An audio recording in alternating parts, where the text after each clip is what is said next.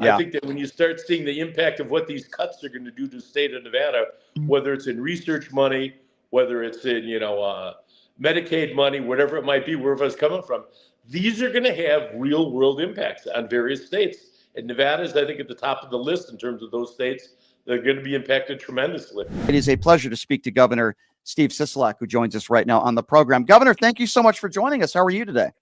I'm terrific. It's always a pleasure to be with you. How's everything going? Well, the economy's not going very well right now. I'm doing okay, but let's talk a little bit about that, Governor. And I appreciate you being here. Did you ever think that we'd be in the position that we are in now, where you would have a sitting president threaten 100%, 104% tariffs on China? Like, what goes through your mind as a policy man and a policymaker, for a big portion of your life? What is going through your mind when you hear these things, Governor? It really boggles the mind to think that this is happening to us, in real time, that we're facing. He's not making these decisions alone. I don't know who his inside advisors are, if it's Navarro, if it's Musk, whomever it might be. But these are major decisions that are really impacting people's lives. When you see what's happened with the economy, 401ks are crashing. Somebody that's retiring has been wiped out. I mean, their market valuation has gone by half. It's going to affect every single state. If you look at Nevada, for example, we've got a great treasurer in Zach Conine. But that being said, he's invested this money. We're counting on return from that money to use those revenues in terms of operation. Our PERS pension fund, you're talking tens of billions of dollars is invested. You start reducing the rate of return on that by 2, 3, 4%, which is happening, and those stock values plummeting, it's going to have long-term impact.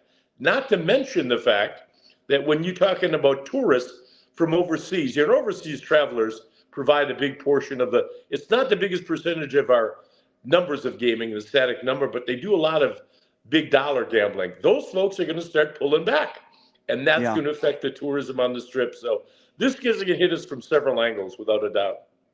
Governor, you had to work for a period of time with the Trump administration first go around. So I'm going to ask you this. Why do you think he is doing this? What do you think is the reasoning behind Donald Trump doing this? I think that he's emboldened by the last election, winning all the swing states and coming out with so many electoral votes in the way that he did. I think he feels emboldened. He's found that he can do this. He seems to have the support of the Supreme Court moving forward.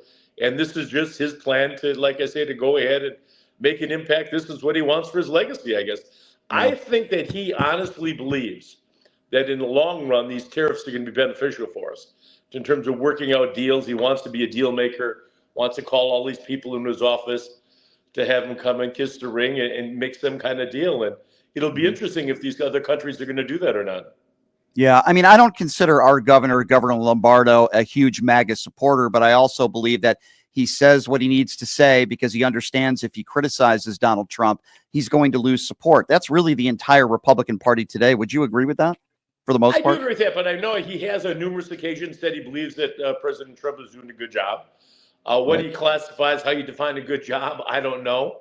Yeah. I think that when you start seeing the impact of what these cuts are going to do to the state of Nevada, whether it's in research money, whether it's in, Medicaid money, whatever it might be, wherever it's coming from, these are going to have real world impacts on various states. And Nevada is, I think, at the top of the list in terms of those states that are going to be impacted tremendously.